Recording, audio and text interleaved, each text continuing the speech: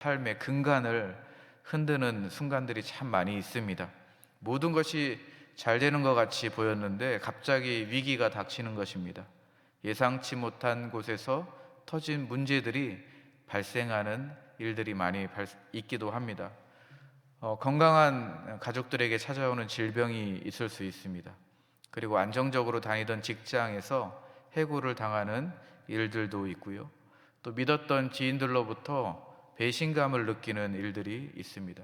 이러한 일들이 일어나면 우리의 삶이 무너지는 것 같은 그러한 경험을 하기도 합니다. 60편을 보면 충격적인 패배의 아픈 그런 상황에 놓여져 있습니다. 말씀의 표제어를 보시면 이렇게 나와 있습니다. 다윗이 아람 나하라임과 아람 소바와 싸울 때에 요압이 돌아와 에돔을 염곡에서 쳐서 12,000명을 죽인 일, 이렇게 제목에 달려 있습니다. 어떤 상황이냐면 다윗이 지금 메소포타미아에 있는 북쪽 아람과 전쟁을 하는 사이에 남쪽에 있는 에돔이 찾아와서 그 기회를 틈타서 유다를 지금 공격하는 상황입니다. 지금 이 상황에서 지금 밀리고 있는 상황이죠. 패배를 지금 경험하고 있는 상황입니다. 물론 그 이후에는 다윗의 군대 장관이었던 요압이 다시 군대를 이끌고 에돔으로 쳐들어가서 그 12,000명을 죽이고 돌아왔다, 승리의 전을 가지고 왔다라는 지금 제목이 있습니다. 그런데 지금 60편을 쓰는 이 상황은 지금 북쪽으로 간 사이에 에돔이 쳐들어와서 지금 밀리는 상황입니다. 지금 패배하고 있는 상황에서 이 시를 적은 것입니다. 그러면 우리가 한 절씩 한번 보면서 다윗이 어떤 고백을 했는지 한번 보도록 하겠습니다. 다윗의 첫 번째 반응입니다. 1절입니다. 하나님이여, 주께서 우리를 버려 흩으셨고 분노하셨사오니 지금은 우리를 회복시키소서. 다윗의 첫 고백은 군사적 패배 앞에서 하나님께서 우리를 버리셨다라고 고백합니다. 지금 패배한 상황에서 하나님이 우리를 버리셨다.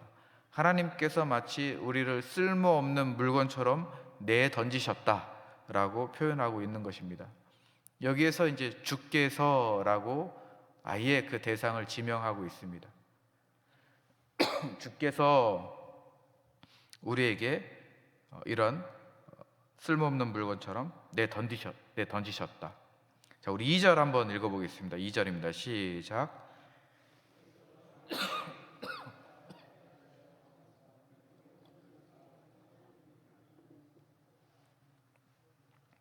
네, 2절 말씀도 지금 주께서라고 그 대상을 아예 지명합니다. 1절에서도 주께서, 2절에서도 주께서. 주님께서 어떻게 하셨습니까? 1절에서는 우리를 내던지셨고 버리셨고, 2절에 보니까 땅을 진동시키사 갈라지게 하셨사오니 틈을 기우소서 땅이 흔들림이이다. 그러니까 지진에 비유하는 것입니다. 땅이 갈라지고 건물이 무너지듯이 지금 주님께서 우리 이스라엘 백성들의 안전을 무너뜨리고 있다. 이스라엘 땅이 지금 갈라지고 있다라고 표현하고 있습니다. 중요한 것은 주님께서 그렇게 하고 계시다라고 고백하는 것이죠. 3절 말씀도 한번 보시죠. 3절 말씀 함께 읽겠습니다. 시작. 주께서 주의 백성에게 어려움을 보이시고 비틀거리게 하는 포도주를 우리에게 마시게 하셨나이다. 3절 말씀도 주께서 그렇게 하셨다라는 거예요. 1절도 주께서, 2절도 주께서, 3절도 주님께서. 3절에 보니까 어떻게 했습니까? 비틀거리게 하는 포도주를 우리에게 마시게 했다.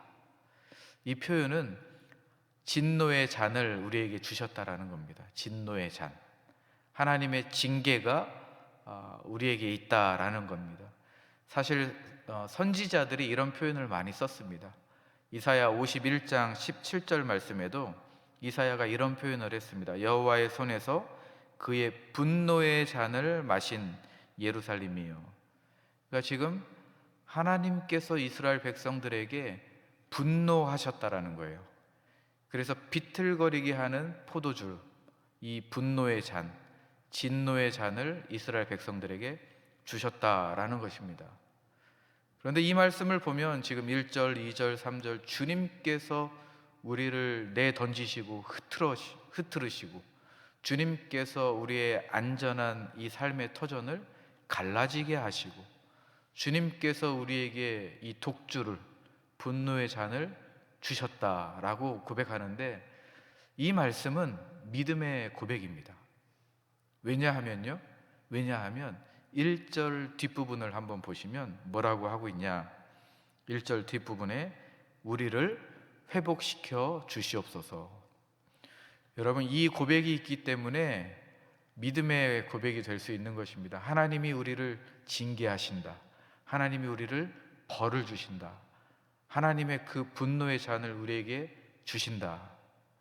이것만 놓고 따지면 우리가 믿음이라고 할 수 없지만, 그러나 회복에 대한 기대가 있기 때문입니다.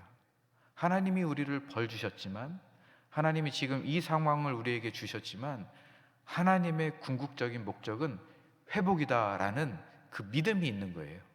다윗이 이 믿음이 있기 때문에 하나님 앞에 당당하고 솔직하고 정직하게 고백할 수 있는 것입니다. 하나님, 지금 내 상황 제가 잘 알고 있습니다. 하나님이 주신 거 알고 있습니다. 하나님 마음에 들지 않으시죠? 하나님 분노가 있으시죠? 하나님 저에게 못마땅한 거 있으시죠? 하나님, 그러나 내 삶을 회복해 주실 줄로 믿습니다. 이 믿음이 있기 때문에 다윗은 이렇게 주님께서 주셨다, 주님께서 허락하셨다, 이렇게 말할 수 있는 것이죠. 4절 말씀을 보시면 더더욱 그 다윗의 믿음에 대해서 나옵니다. 4절 말씀에 주를 경외하는 자에게 깃발을 주시고 진리를 위하여 달게 하셨나이다. 기대하는 겁니다. 회복을 기대하고 하나님께서 승리를 주실 것을 기대하고 믿고 있는 것입니다. 깃발을 주시고 진리를 위하여서 달게 하셨다. 깃발을 다는 것은 승리의 상징입니다. 하나님이 승리를 주실 것이다 라는 이 믿음이 있는 것이죠. 우리가 1절부터 4절까지의 말씀을 통해서 영적인 교훈을 얻을 수 있습니다. 우리에게 주어진 실패나 고난이나 이러한 절망은 하나님이 주시는 궁극적인 목적이 있습니다. 우리에게 하나님의 메시지와 깨달음을 주시는 거예요. 하나님이 어떤 생각을 하시고 하나님이 원하시는 것이 무엇이고 나를 향해서 하나님이 이끌어 가시고자 하는 그 방향이 어딘지를 우리에게 가르쳐 주고 싶으신 것입니다. 그러면 우리는 해야 될 것은 무엇이냐면 믿는 겁니다. 회복을 믿는 것이고 하나님이 주실 승리를 믿는 것이죠. 이 믿음으로 우리가 기도해야 되는 것입니다. 지금 다윗은 그렇게 기도하고 있는 것이죠. 주님께서 내 상황을 주셨지만 하나님, 저는 회복을 하나님께서 주실 것을 믿습니다. 승리의 깃발을 달아주실 것을 믿습니다. 내 삶 가운데 진리의 깃발을 꽂아 주실 것을 믿습니다. 이 고백이 우리의 고백이 되기를 축복합니다. 우리 5절 말씀을 보면 5절, 6절, 7절, 8절 말씀을 보면 계속해서 다윗이 그 믿는 믿음의 약속이 있습니다. 이 말씀을 한번 보겠습니다. 5절 말씀입니다. 함께 5절 말씀 읽겠습니다. 시작.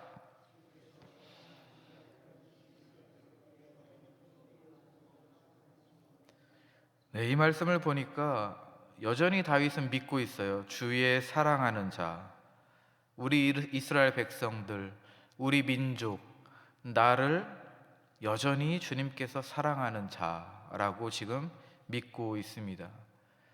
지금 내 상황이 이럴지라도, 절망적일지라도, 전쟁에서 패배했을지라도 하나님이 약속하신 그 언약적 사랑은 끊어지지 않습니다 라는 믿음의 고백입니다.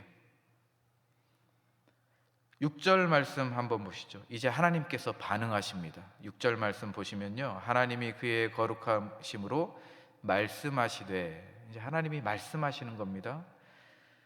하나님이 어떻게 말씀하시냐면 7절 말씀에 보면, 7절 8절 말씀에 보면 길르앗이 내 것이요 므낫세도 내 것이며 에브라임은 내 머리의 투구요 유다는 나의 규이며.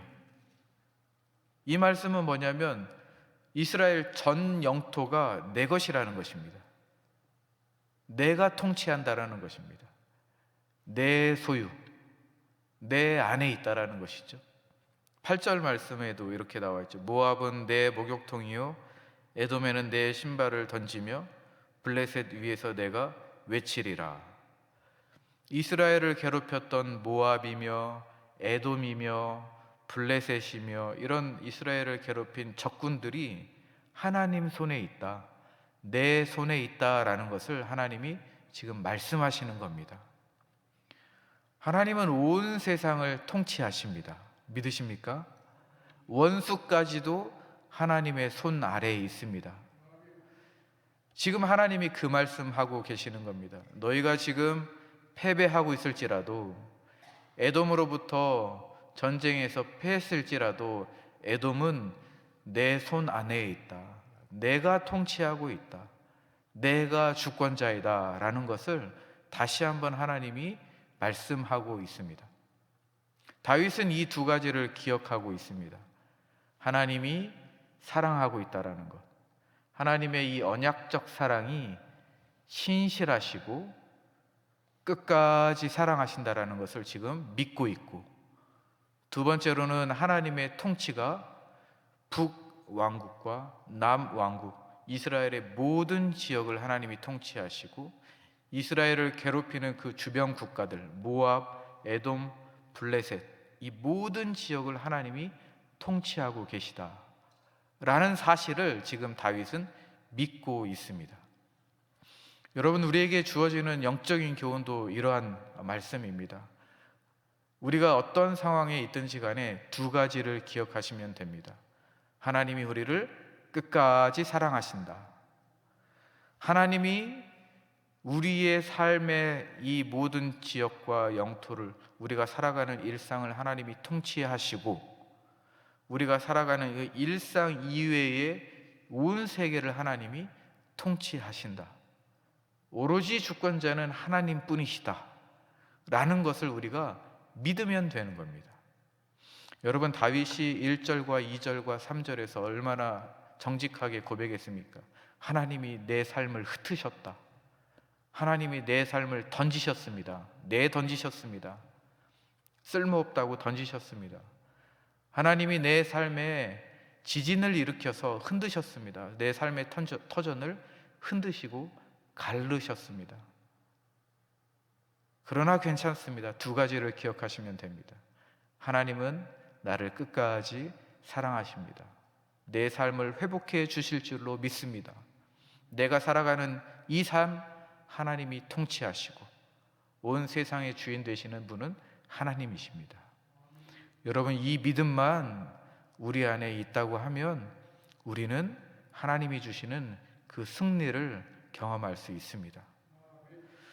9절에서 12절 말씀을 보면 다윗의 결단이 나옵니다. 다윗이 실제적으로 그렇게 결단하는데요, 9절 말씀입니다. 누가 나를 이끌어 견고한 성에 들이며 누가 나를 에돔에 인도할까?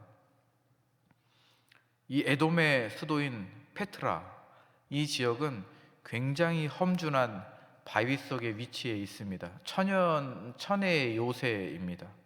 그래서 좁은 이 협곡을 따라서 통과를 해야만 갈 수 있는 곳이라서 인간의 힘으로는 정복할 수 없는 지역이기도 합니다. 지금 다윗이 그 고백을 하는 거예요. 한계가 있습니다. 우리 군사력으로는 한계가 있습니다. 내 힘으로는 한계가 있습니다. 우리의 전략으로는, 우리 군사력으로는 불가능합니다. 누가 우리를 인도해 주겠습니까? 그리고 난 다음에 10절에 이렇게 말씀하죠. 하나님이여, 주께서 우리를 버리지 아니하셨나이까?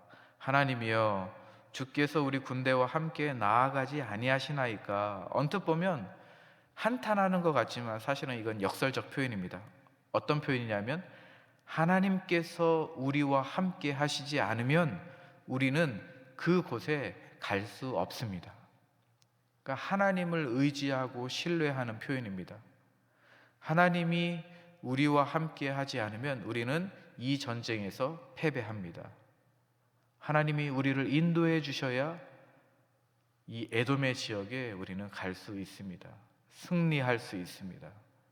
이런 고백이죠. 11절에 다시 한번 선언합니다. 우리를 도와 대적을 치게 하소서. 사람의 구원은 헛됨이니이다. 하나님이 도와주시지 않으면 사람의 구원은, 우리의 힘은 헛됩니다. 무가치합니다. 텅 비어 있는 것과 마찬가지입니다. 하나님이 도와주셔야 합니다. 그리고 이제 마침내 12절에 이렇게 고백을 합니다. 12절 우리 한번 같이 읽겠습니다. 시작. 우리가 하나님을 의지하고 용감하게 행하리니 그는 우리의 대적을 밟으신 이심이로다. 용감하게 행하리니, 이 표현은 우리가 힘을 낼 것입니다. 우리가 강한 일을 할 것입니다. 우리가 할 수 있습니다 라는 고백입니다. 여러분, 이 고백이 우리의 고백이 되어야 됩니다. 우리가 하나님을 의지하고 용감하게 나아가겠습니다. 하나님, 우리가 다시 힘을 내겠습니다. 왜 이런 고백을 할 수 있습니까? 뒷부분에 보면, 왜냐하면 하나님은 우리의 대적을 밟으실 수 있는 분이시기 때문입니다. 이것은 이 전쟁의 이미지를 묘사한 것인데요, 적군의 그 목을 따면 그 적장의 목을 밟는 것을 지금 묘사하고 있는 것입니다. 승리의 상징인 것이죠. 그러니까 우리가 하나님을 의지하고 용감하게 행할 수 있는 그 이유는 무엇이냐면, 하나님은 우리의 대적자를 밟으실 수 있는 분이시기 때문입니다. 하나님은 모든 세상을 통치하시며 우리의 모든 원수들 위에 계시며 그들을 밟아서 넘어뜨리고 그들을 밟아서 우리에게 승리를 주실 수 있는 분이시기 때문에 우리가 용감하게 나아갈 수 있고 우리가 새 힘을 얻을 수 있습니다. 다윗은 이렇게 고백하는 것이죠. 지금 다윗의 상황은 패배하고 있는 상황입니다. 전쟁에서 진 상황입니다. 그런데 그 마음 안에 믿음이 있었어요. 하나님은 우리를 사랑하신다. 하나님은 주권자이시며 온 세상을 통치하시며 대적자들 위에 계시는 분이시다. 이 믿음으로 하나님 앞에 고백했을 때에 실제적으로 이 시편을 지은 이후에 시간이 지났을 때에 요압의 그 군대 장관이었던 요압이 에돔을 쳐서 12,000명을 죽이고 승리의 길을 가지고 옵니다. 역사적으로도 이 기도가 현실이 되었습니다. 여러분, 우리가 기도할 때에 믿음이 있어야 됩니다. 우리가 기도하는 것 그대로 하나님이 승리를 주십니다. 우리가 기도하는 것 그대로 우리에게 현실이 됩니다. 기도는 우리에게 현실입니다. 믿음으로 기도하는 것은, 하나님을 의지하고 기도하는 것은 우리에게 현실로 다가옵니다. 하나님이 승리를 주시는 것입니다.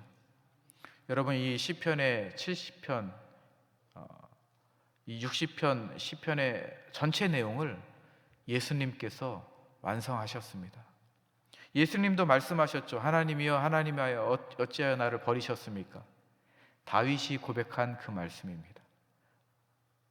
하나님, 나를 버리셨습니다. 그러나 예수님은 하나님의 약속을 붙들었습니다. 하나님의 약속을 붙들었기 때문에 십자가에 못 박혀 돌아가실 때에 다 이루었다라고 말씀하셨습니다. 그리고 3일 만에 부활하셨습니다. 3일 만에 대적들을 밟으시고 완전한 승리를 가지고 온 사건이 예수님께서 십자가에 못 박히신 그 사건입니다. 60편의 이 다윗의 고백의 내용이 예수님께서 십자가의 사건을 통해서 완전히 성취하신 것입니다.